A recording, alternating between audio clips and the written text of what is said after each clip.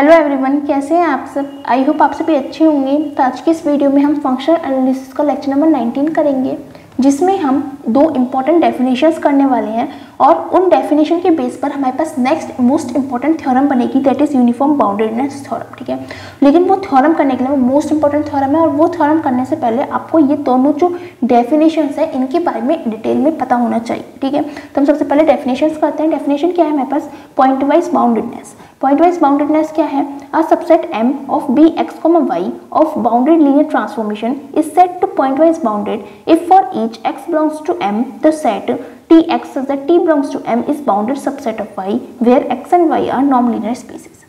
मतलब हमने क्या करा है, हमने x और y दो नॉन लीनियर स्पेस बनाए हैं। ठीक है, और उन x और y के बीच में हमने एक ट्रांसफॉर्मेशन कंस्ट्रक्ट किया है, लीनियर बाउंडेड ट्रांसफॉर्मेशन हमने कंस्ट्रक्ट किया है, जिसे हमने रिप्रेजेंट करा है bx, y से। ठीक है, अब वो जो लीनियर बाउंडेड ट्रांसफॉर्मेशन है उसमें से एक सबसेट निकालने हैं m। तो उस m जो सबसेट निकला उसे हम बोलेंगे कि वो पॉइंट वाइज बाउंडेड होगा अगर हर एक x जो हमारे पास कैपिटल M में बिलोंग कर रहा है उसके लिए हमारे पास जो सेट है, किस टाइप का सेट है कि transformation of x Tx such that जो ट्रांसफॉर्मेशन है वो हमारे पास M में होना चाहिए, वो हमारे पास बाउंडेड सबसेट बने y का। तो हमारे पास जो ट्रांसफॉर्मेशन है या फिर ट्रांसफॉर्मेशन नहीं, जो हमारे पास सबसेट है M, वो हमारे पास पॉइंट वाइज बाउंडेड होगा। आई होप समझ में आया होगा। हमने क्या करा है, एक नॉन लीनियर स्पेस, दो नॉन लीनियर स्पेस लिए x और y। ठीक है, उसमें हमने कोई भी एक ट्रांसफॉर्मेशन अप्लाई किया है t x से y पर। ठीक है, और ये बाउंडेड लीनियर ट्रांसफॉर्मेशन लिया है जिसे हम रिप्रेजेंट कर सकते हैं bx, y। ठीक है, अब ये जो bx, y हमारे पास सेट बन रहा है, इसमें से हमने एक सबसेट निकाला है m। ठीक है, अब m जो हमने सबसेट निकाला है वो पॉइंट वाइज बाउंडेड होगा अगर हमारे पास हर एक x कैपिटल M में बिलोंग कर रहा हो, तो उसके लिए ये जो सेट बनेगा ये हमारे पास बाउंडेड सबसेट होना चाहिए y का। इसके लिए हमारे पास बाउंडेड सबसेट बनना चाहिए ये वाला सेट। तो हमारे पास जो कंडीशन है, हमारे पास जो सबसेट है M, वो हमारे पास पॉइंट वाइज बाउंडेड हो जाएगा। ठीक है, आई होप समझ में आया होगा। अब हम यूनिफॉर्मली बाउंडेड पर चलते हैं। यूनिफॉर्मली बाउंडेड पे क्या है, देखो स्टार्टिंग का बिल्कुल सेम है, हमारे पास दो नॉन लीनियर स्पेसेस है x और y। ट्रांसफॉर्मेशन डिफाइन हो रहा है x से y पर, bx, y हमारे पास बाउंडेड लीनियर ट्रांसफॉर्मेशन है। ठीक है, अब हम उसका एक सबसेट निकाल रहे हैं m। ठीक है, subset m of bx, y is called uniformly bounded if. ठीक है, अब ये जो हमारे पास m आया है सबसेट, वो यूनिफॉर्मली बाउंडेड होगा if m is bounded subset in bx, y। अब ये जो bx, y है इसके लिए वो बाउंडेड सबसेट होना चाहिए। दैट इज हम क्या कह सकते हैं, बाउंडेड सबसेट होना चाहिए bx, y के लिए। ये तो हमारे पास एक लैंग्वेज के तौर पर हो गया। अगर हम इसे मैथमेटिकली एक स्टेटमेंट की फॉर्म में लिखेंगे तो वो क्या होगा, that is for all t belongs to capital M। मतलब हर एक जो ट्रांसफॉर्मेशन जो हमारे पास कैपिटल M में बिलोंग कर रहा है, वहाँ पे हमारे पास कोई k एग्जिस्ट कर रहा होगा, पॉजिटिव नंबर जो ग्रेटर देन 0 होगा। किस तरह से एग्जिस्ट कर रहा होगा, such that norm of t हमारे पास less than equals to k हो। ठीक है, तो हमारे पास जो M सबसेट है वो हमारे पास यूनिफॉर्मली बाउंडेड होगा। ठीक है, आई होप समझ में आया होगा। क्या क्या था, पॉइंट वाइज बाउंडेड को एक बार और देख लेते हैं। क्या है, हमारे पास कोई भी ट्रांसफॉर्मेशन है जो x से y पर डिफाइंड हो रही है। ये जो ट्रांसफॉर्मेशन है बाउंडेड लीनियर ट्रांसफॉर्मेशन है, इसका हमने कोई भी सबसेट निकाला है m। तो m को हम बोलेंगे पॉइंट वाइज बाउंडेड अगर कोई हर एक x जो हमारे पास कैपिटल M में बिलोंग कर रहा है उसके लिए हमारे पास ये वाला जो सेट है ये बाउंडेड सबसेट बन जाए y का। ठीक है, y का हमारे पास बाउंडेड सबसेट बन जाए तो हमारे पास जो m है वो हमारे पास पॉइंट वाइज बाउंडेड हो जाएगा। और सेम हमने जो bx, y का हमने जो सबसेट लिया है m, वो हमारे पास यूनिफॉर्मली बाउंडेड होगा अगर नॉर्म ऑफ t हमारे पास लेस देन हो जाए, नॉर्म ऑफ t हमारे पास less than equals to k हो जाए, जहाँ पे k हमारे पास ग्रेटर देन 0 है।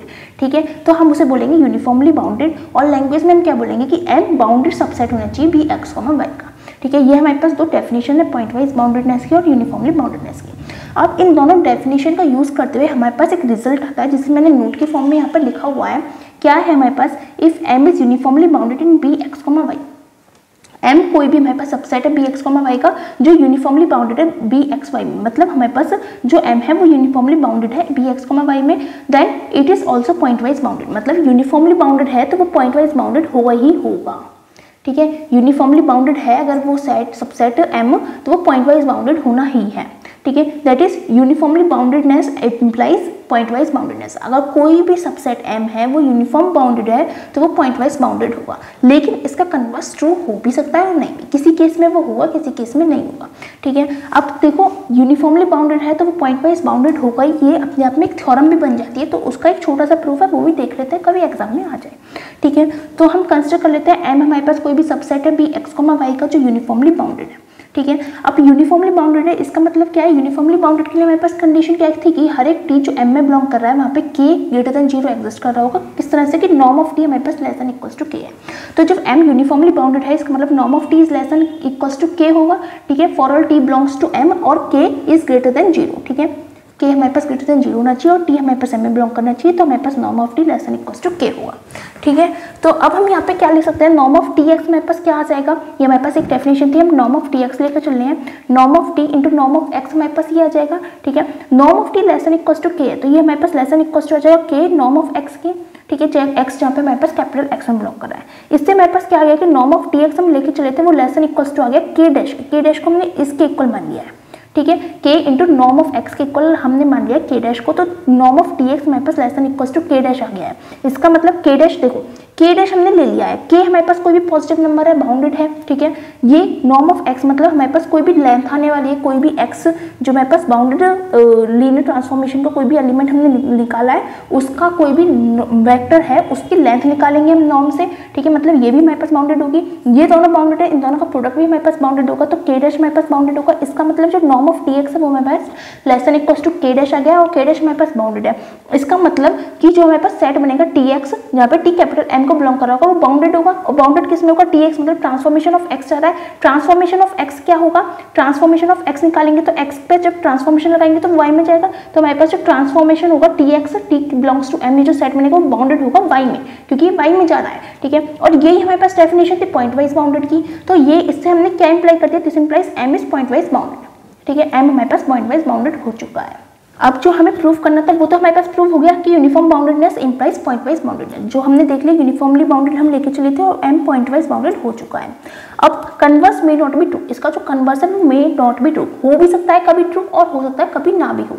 That is if M is pointwise bounded, इसका मतलब क्या है, converse may not be true का अगर एम हमारे पास पॉइंट वाइज बाउंडेड है तो जो एम है वो यूनिफॉर्मली बाउंडेड हो भी सकता है और नहीं भी, ठीक है। पॉइंट वाइज बाउंडेड है तो यूनिफॉर्मली बाउंडेड हो भी सकता है नहीं भी, लेकिन अगर यूनिफॉर्मली बाउंडेड है तो पॉइंट वाइज बाउंडेड होगा ही होगा, ठीक है। अब किस केस में वो पॉइंट वाइज बाउंडेड है तो यूनिफॉर्मली बाउंडेड भी होगा, वो है कि x हमारे पास बना के स्पेस में जाए। हम x और y को लॉन्ग लीनियर स्पेसेस लेके चल रहे थे, अगर x हमारे पास बना के स्पेस भी बन जाएगा तो वो हमारे पास क्या बन जाएगा, पॉइंट वाइज बाउंडेड भी बन जाएगा। यूनिफॉर्म बाउंडेड सबसेट m वो पॉइंट वाइज बाउंडेड भी बन जाएगा, ठीक है। दैट इज अगर x हमारे पास बना के स्पेस हो जाएगा तो point wise bounded implies uniformly boundedness and uniformly boundedness implies point wise boundedness. हम ऐसे भी जा सकते हैं और ऐसे भी जा सकते हैं, जो दोनों पॉइंट वाइज बाउंडेडनेस है और यूनिफॉर्मली बाउंडेडनेस से दोनों एक दूसरे के इक्विवेलेंट टाइप से हो जाएंगे, ठीक है। और ये जो कंडीशन होती है जब हमारे पास x बना के स्पेस हो जाएगा, point wise boundedness implies uniformly boundedness और uniformly boundedness implies point wise boundedness, ये जो थ्योरम होगी इसे ही हम बोलते हैं uniform boundedness theorem. That is most important theorem है आपके इस पेपर की, ठीक है। तो इसे हम नेक्स्ट लेक्चर में अच्छे से कवर कर लेंगे। अगर आपको फिर भी कोई डाउट रहता है तो आप हमसे कमेंट सेक्शन में पूछ लीजिएगा। अगर आपको हमारी वीडियोस अच्छी लग रही है तो प्लीज़ हमारी वीडियोस को लाइक कीजिएगा, अपने फ्रेंड्स के साथ शेयर कीजिएगा और हमारे चैनल को सब्सक्राइब कीजिएगा। Thanks for watching.